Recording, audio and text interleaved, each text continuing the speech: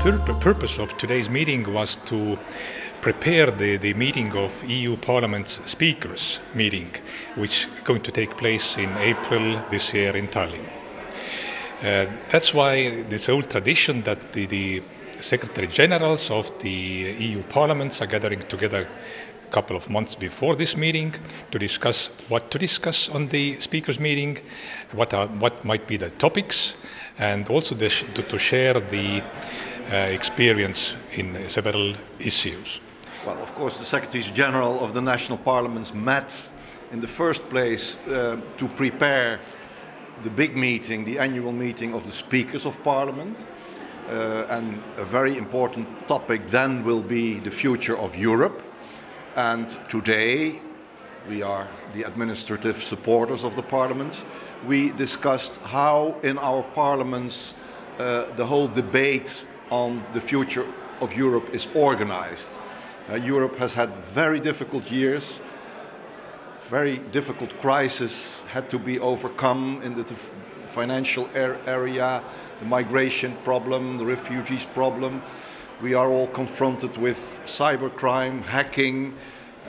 These require common European action. And we have entered a phase that, of course, the European institutions have made plans for the years to come. Of course, we are all confronted with the very dramatic decision of the United Kingdom to leave the European Union. It is their decision.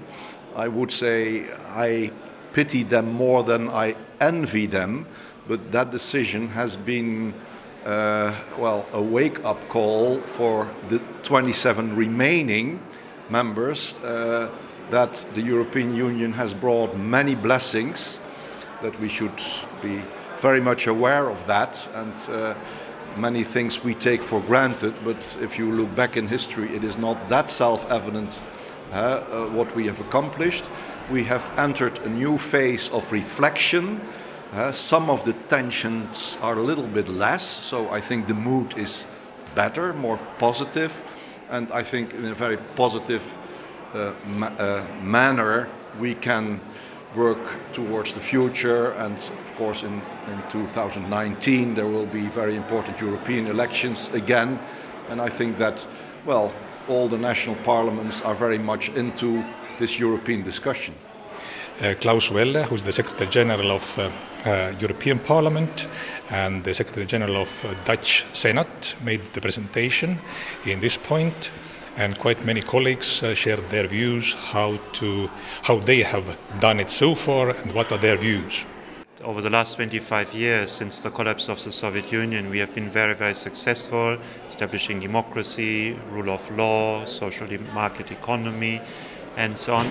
But that the situation has changed. There are new challenges. We have Russia, which has become much more aggressive. We have turmoil in the Islamic world.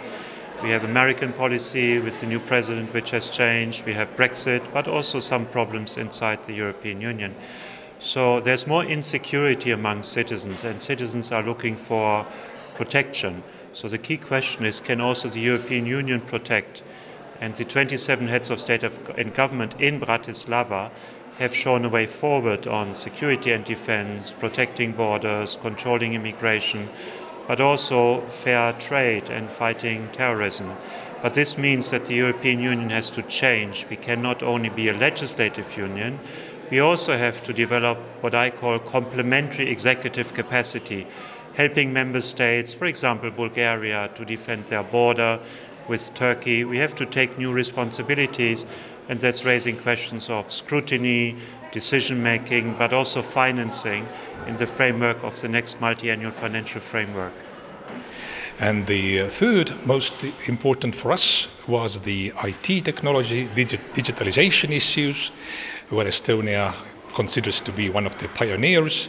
We shared our views, also including the topic of cyber defense, which is very closely related to the internet freedom and the e-services.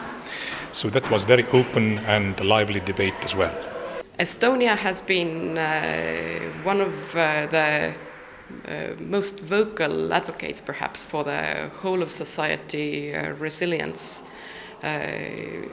improving cybersecurity across the entire society, or viewing and understanding this as everyone's responsibility, and not just everyone's personal responsibility, but also every institution's responsibility in their role.